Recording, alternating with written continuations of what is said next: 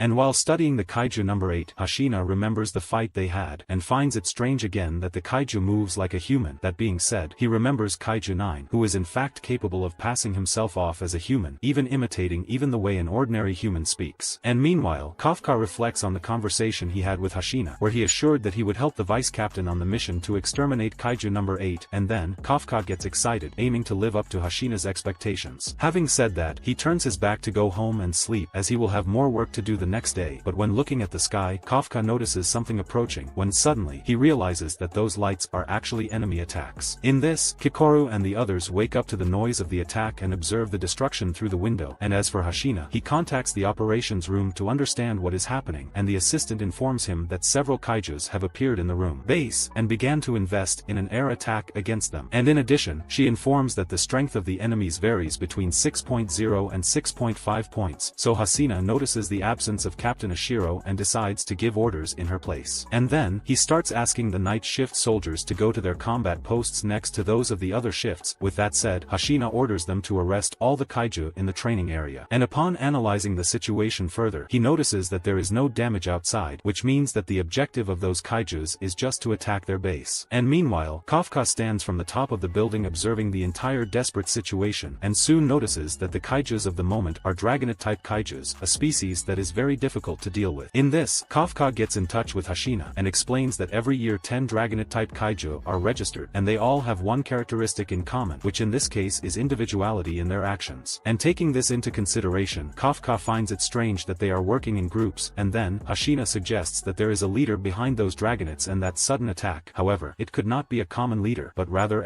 be intelligent and have a very clear objective in mind, as well as the strength to be able to command the Dragonites. And in the background, the leader finally appears, whereupon Hoshino disconnects her connection with Kafka to take care of the matter, and then the being in front of her begins to speak, leaving everyone surprised. And upon seeing that Hoshino is in charge of the base at the moment, the leader Kaiju states that he will be his prey, and then, the operations room informs that the strength level of this Kaiju is at 8.3, which in this case, is the same level of strength that a Daikaiju possesses. In this, Hoshino asks Ikaruga to take command against the Yoju, and says that her objective will be to avoid as many civilian casualties as possible and keep the base in operation. And during the two's conversation, they are interrupted by the Daikaiju, who tries to attack Hoshino directly, but he manages to dodge in time to be hit, and tells the Ikaruga that he will be responsible for finishing the Daikaiju. And the monster in turn begins to roar, announcing the beginning of its mass extermination, at which point the Dragonites begin to roar too, and then Hoshino notices that they are really obeying the Daikaiju leader, and their target in fact was the Ur base all the time. And while he wastes time analyzing these facts, Hoshino is surprised by attacks from the Daikaiju, and notices that the monster has extraordinary strength, as if he had been attacked by meteors. Therefore, Hoshino deduces that he will end up dead if receive a single attack like that, and then he goes back to dodging the enemy's attacks, but soon he starts to get choked up. After all, this Kaiju is even stronger than Kaiju number 8, which he is also planning to kill. And meanwhile, Ikaruga leads the soldiers to confront the Yojus, and suggests that everyone change their ammunition to vibrating cartridges, and suddenly, Kafka appears there, and advises everyone to only shoot at the enemy's back. After all, the Dragonites are similar to the Kaijus recorded in 2003. And upon hearing Kafka's voice, Ichikawa says that he was worried about him, and Kafka in turn explains that he was too busy talking to the vice captain about this sudden attack by the Kaijus. Having said that, he returns to the main topic of the conversation, and says that the nucleus of these Yojus is certainly in the back, therefore that is where they should shoot. In this, Ikaruga does what Kafka is suggesting, and asks the soldiers to distract the Kaiju from the front while the others attack the core on its back. In this, a group of soldiers shoot at the monster from the front, it, and as for the Haruchi, he begins to go around the dragonet to reach its back, and when he achieves this, he positions his sights on the creature. But before he can fire the first shot, he is surprised by another dragonet who comes to defend his companion. Haruchi notices that the monsters are very well coordinated, and this leaves him not knowing what to do. However, Kikoru says that there is still a way to end this Yoju, and upon hearing her so confident, everyone wonders what she is intending to do. In this, Kikoru attacks the Yoju from the front, and manages to kill him by hitting him with extraordinary force. Once this is done, she remembers the day she was in the base's weapons laboratory, as the leaders decided to hand over a weapon special high rank for her. And upon seeing this, Kikoru wonders why they would give him such powerful equipment, and Commander Ashiro explains that they are recording a greater number in incidents involving kaijus, and as Kikoru is the strongest power in the base after them, Ashiro and the others decided to turn it into one of the pillars of the defense force. That said, Mina makes Kikoru official as the organization's third main force, second only to her and Hashina, and returning to the present, Ikaruga is surprised by the destructive power of the girl's new equipment. And as for Kikoru, she promises that she won't let the kaiju do exactly as they please in her base. In this, one of the monsters shoots a red splendor towards her, but she remembers when Hashina taught her how to create a shock wave with her new weaponry, and then, she puts that teaching into practice, and attacks the Yoju with the lightning fall technique and finishes it with his second water cut technique, thus destroying the Yoju's core. And meanwhile, Ikaruga and Ichikawa stand from afar and watch the girls fight, and Ichikawa notices that this crude weapon suits Kikoru's aggressive and quarrelsome personality. And suddenly, another dragonet comes at her, but it is neutralized by freezing ammunition fired by Ichikawa. Once this is done, he traps the kaiju again, preventing it from flying, and as for Kikoru, she finishes the Yoju with her third technique, called Half Moon. And when finishing the monster, she asks Ichikawa to give her support if he is able to keep up with her pace, and in the meantime, Haruchi and his companion decide to act too so as not to be left behind, and Haruchi suggests that they attack the dragonets from behind who are distracted. And as for Hashina, he notices Kikoru's good performance in leading teams, and although that is very useful in that operation,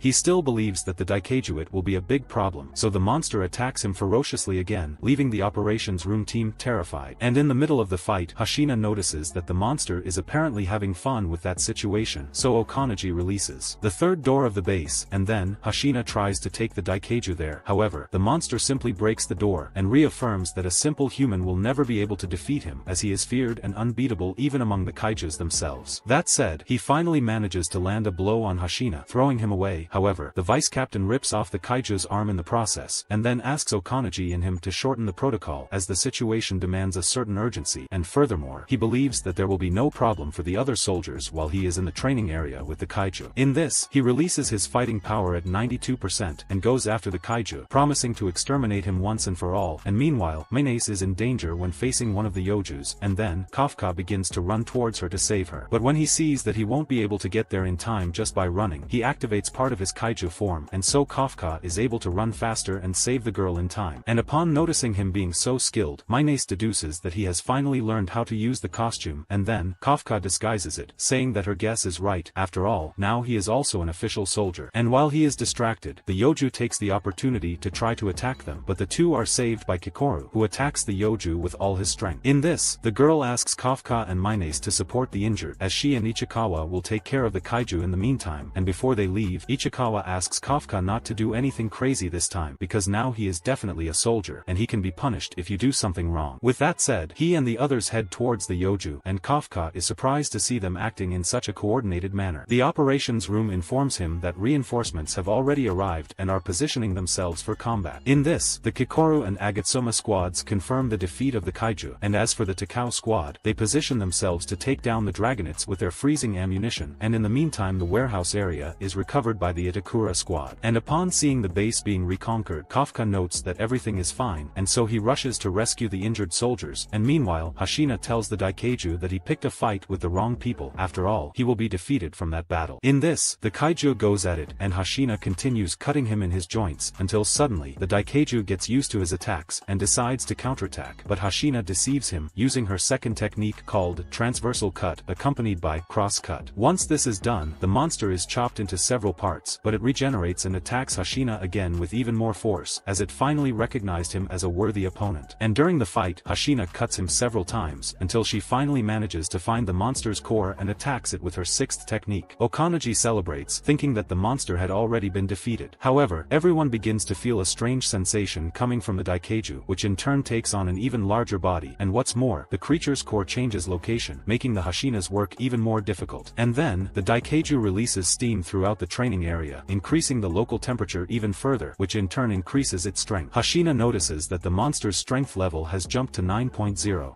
And in the middle of the fight, Hashina notices that in addition to being very strong, the kaiju appears to be having fun fighting him, demonstrating that he is very confident about the fight. However, Hashina manages to locate the enemy's core by chopping it in different parts, and is surprised to see that the kaiju's core is so small. And as for the operations room, everyone is excited about the possible defeat of the kaiju. However, the enemy stands up and takes on a much larger form than before while his body temperature increases, and as the temperature increases, his strength follows the same rhythm, making the kaiju even more powerful.